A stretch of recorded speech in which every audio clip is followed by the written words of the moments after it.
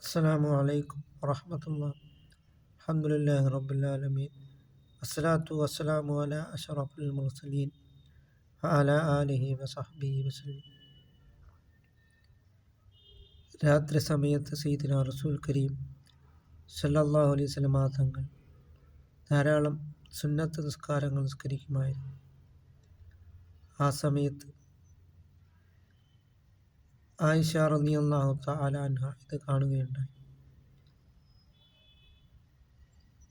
യാ റസൂലല്ലാഹ്, അള്ളാഹുവിൻ്റെ റസൂലെ, ആയിഷ റളിയല്ലാഹു തആല അൻഹ ചോദിക്കുകയാണ്, എന്തിനാണ് ഇത്രയും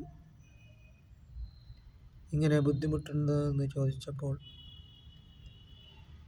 ബുദ്ധിമുട്ടി ധാരാളം ഇബാദത്തുകൾ ചെയ്യുന്നതെന്ന് ചോദിച്ചപ്പോൾ, നബി താങ്കളുടെ വരാനിരിക്കുന്നതും മുൻകഴിഞ്ഞതുമായ പാപങ്ങളെല്ലാം അള്ളാഹു തആല പുറത്തു തന്നില്ലയോ എന്ന് ചോദിച്ചപ്പോൾ നിബിതങ്ങൾ പറഞ്ഞത് അഫല അക്കൂന അബ്ദൻ ഷക്കൂറ, അല്ലയോ ആയിഷ, ഞാൻ അള്ളാഹുവിന് നന്ദിയുള്ള ഒരടിമയായി തീരണ്ടയോ എന്നാണ് സയ്യിദുനാ റസൂൽ കരീം സല്ലല്ലാഹു അലൈഹി വസല്ലം തങ്ങൾ പറഞ്ഞിട്ടുള്ളത്.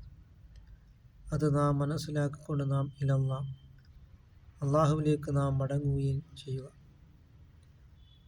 ഒരു ദിവസം രാത്രിയിൽ നബി സല്ലല്ലാഹു അലൈഹി വസല്ലം തങ്ങൾ നിസ്കരിക്കുന്നതായ സമയത്ത് നബിതങ്ങൾ സുജൂദിൽ കിടന്ന് കരയുകയുണ്ടായി.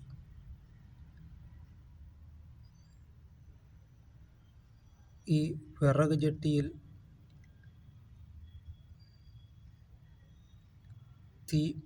വിറക് ചട്ടിയിൽ എണ്ണ ചൂടാക്കുന്നത് പോലെയുള്ള ശബ്ദമാണ് നബിതങ്ങളുടെ ഹൃദയത്തിൽ നിന്ന് വരുന്നതെന്ന് ഈ സ്വഹാബി കാണുകയുണ്ടായി. അതായിരുന്നു നബിതങ്ങളുടെ ജീവിതം.